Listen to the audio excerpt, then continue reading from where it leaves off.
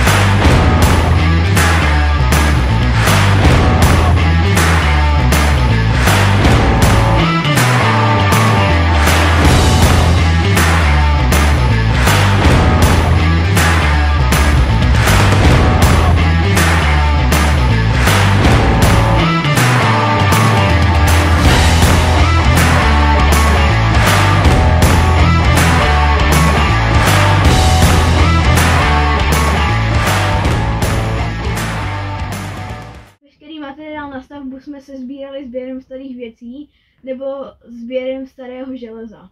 Teď vám popíšu některé. Tady máme náš držák na bundy, tady máme naše lampičky na solární panely, které se sami dobíjejí. Tady máme naši dekorační kočku. Tady stolek, další stolek. Tady máme naši skříň na nářadí, do které si dáváme nářadí. Logicky. Tady máme další dekoraci. Tady velice vhodný gauč. Tady máme další dekoraci. Tady máme okno s výhledem do přírody, opravdu hezké. Zde se nachází náš ručně malovaný obraz, na který jsme pyšní. A zde máme žebřík do naší ložnice. Tady máme suprový vlez do horní ložnice. Tady máme držák na pomoc při výlezu nahoru. Tady máme okno s krásným výhledem do přírody. Tady máme bezpečnostní hasičák. Tady krásnou skříňku. Tady máme vak na plišáky. Tady máme krásnou skříňku, ale i krásné zrcadlo se suprovým osvětlením. Tady máme okno s krásným výhledem.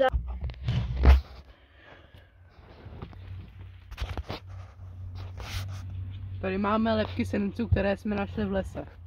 Tady je prkená stěna, na které jsou krajinky.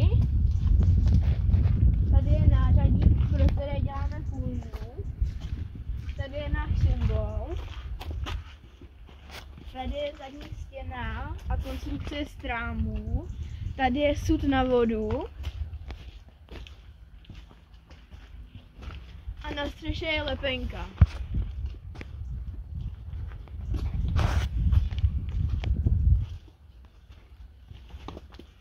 Jestli chcete ještě něco vědět, tak pište komentáře. Pro další videa dávejte lajky.